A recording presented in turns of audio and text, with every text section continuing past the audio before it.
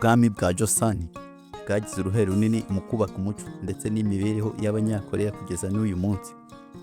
Iyo turebye filimi n'amakinamico by'amateka y'ubu bwami, tubonamo ishusho irambuye y'ubuzima bwari buyobowe n'indangagaciro zikomeye, imigenzo ihamye n'imyitwarire irangwa n'icyubahiro n'ubwitonzi.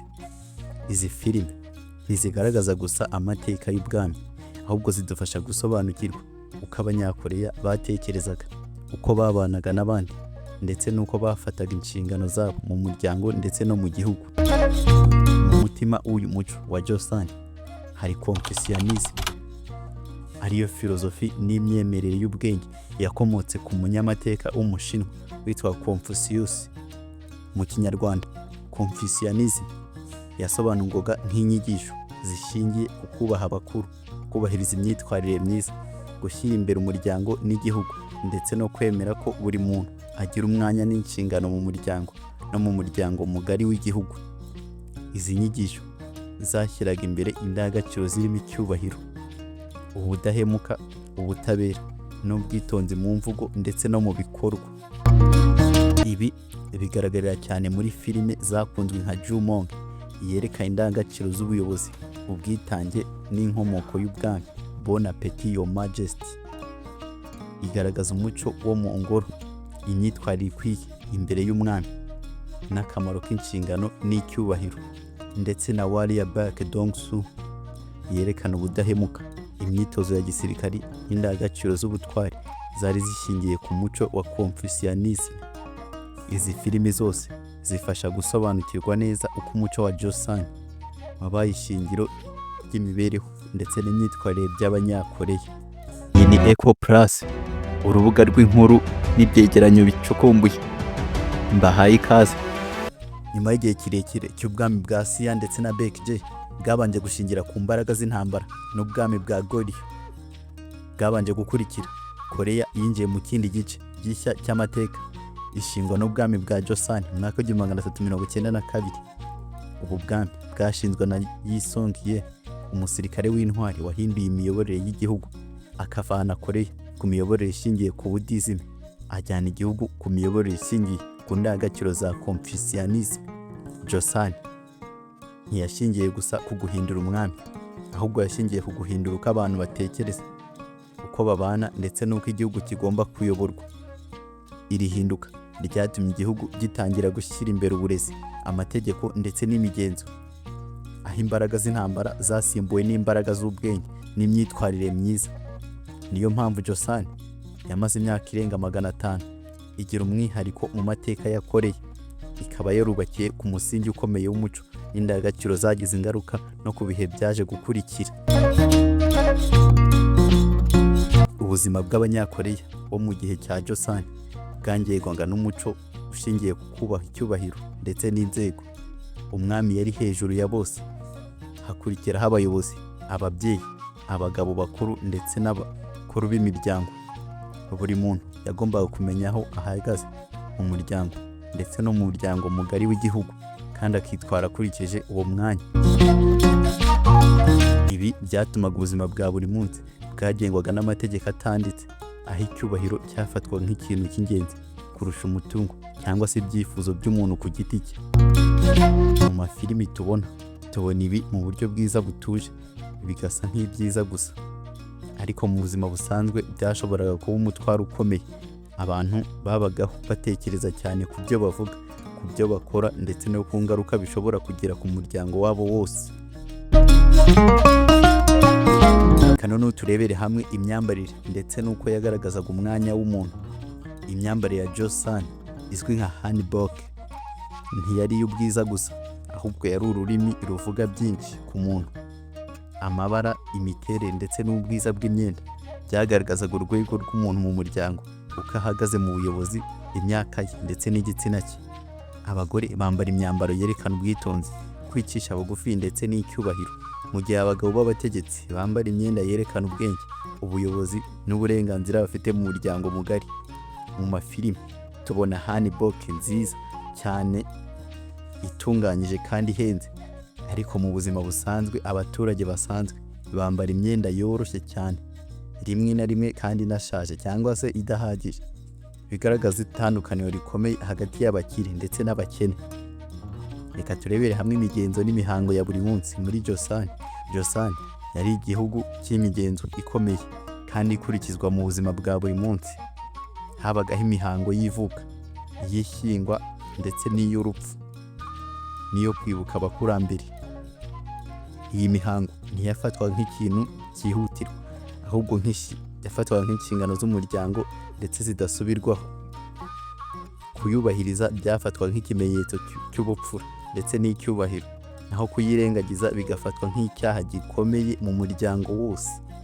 Mu mafilime imigenzo igaragara ifite ubwiza ndetse n'icyubahiro, ariko mu mibereho nyakuri byasabaga amafaranga menshi ndetse bigasaba igihe n'imbaraga, bigatuma imiryango ikennye ikomeza kubaho mu ngorane ndetse n'ubukene bukabije. Mu gihe cya Joseon, imibanire y'abagabo ndetse n'abagore yari ishingiye ku mategeko akomeye ya Confucius. Umugabo yafatwaga nk'umuyobozi w'umuryango ufata ibyemezo by'ingenzi, naho umugore agafatwa nk'uwitangira urugo, abana ndetse n'icyubahiro cy'umuryango. Abagore ntibemererwaga kugaragara cyane mu ruhame, ntibari bafite uburenganzira bungana n'ubw'abagabo, kandi ijambo ryabo ryari rifite agaciro gake mu byemezo by'umuryango.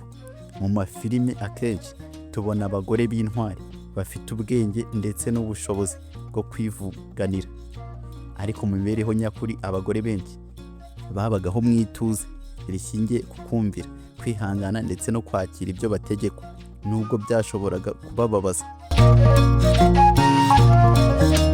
Reka noneho turebere hamwe imibereho nyakuri itavugwa cyane muri filime. Nubwo filime z'amateka zerekana ingoro nziza, imyambaro iteye ubwiza n'ubuzima bw'abategetsi, Abanyakoreya benshi bo mu gihe cya Joseon babayeho mu bukene bukabije.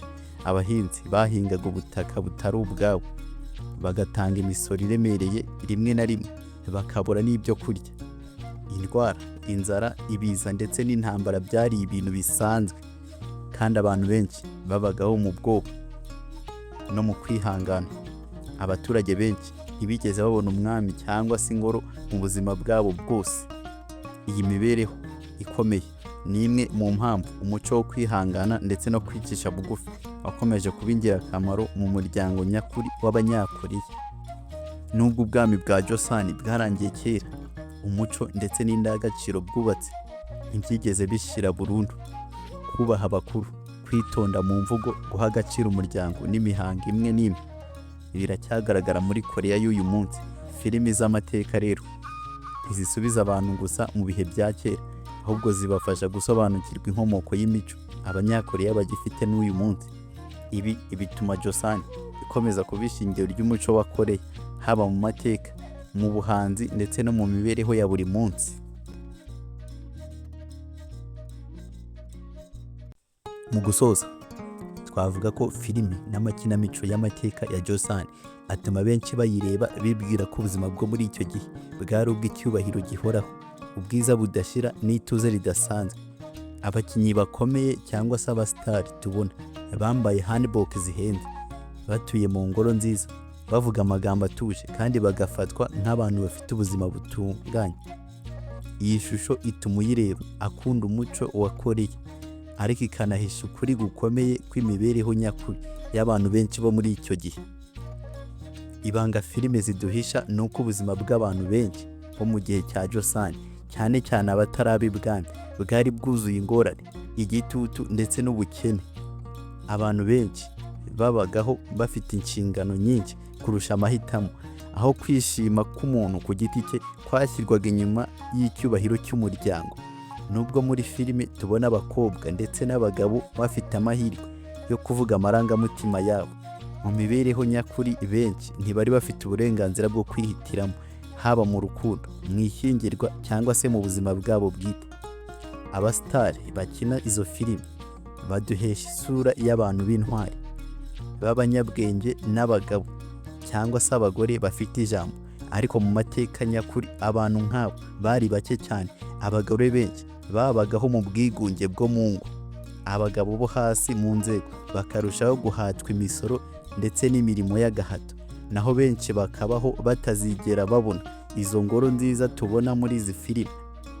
Filimi rero zitwereka inzozi n'icyifuzo cy'ubuzima bwiza, ariko zigasiga inyuma ukuri k'ubuzima bw'abantu basanzwe b'icyo gihe. Icyakora nubwo izo filime ziduhisha bimwe mu byari bigoye, ziduha isomo rikomeye, zikatubwira ko umuco wa Joseon wubatse ku kwihangana, icyubahiro ndetse n'ubumwe bw'umuryango. Gusobanukirwa itandukaniro riri hagati y'ubuzima bw'abasitari tubona muri filime n'ubuzima nyakuri bw'abantu bo mu mateka bidufasha kureba ayo makinamico atari ukuri kuzuye, ahubwo nk'idirishya riduha igitekerezo cy'umuco, ridusaba nanone gutekereza ku buzima nyakuri bw'abantu babayeho muri icyo gihe. Ni muri urwo rwego rero Joseon ikomeza kudusigira isomo rikomeye ku gaciro k'umuco, ariko ikanadusaba kudafata ishusho ya filime nk'ukuri kose. Njye nari Fabrice, umuhungu wanyu nk'ibisanzwe, ukugezaho ubucukumbuzi bwihariye hano kuri Eco Plus, urubuga rw'inkuru n'ibyegeranyo bicukumbuye. Bye bye.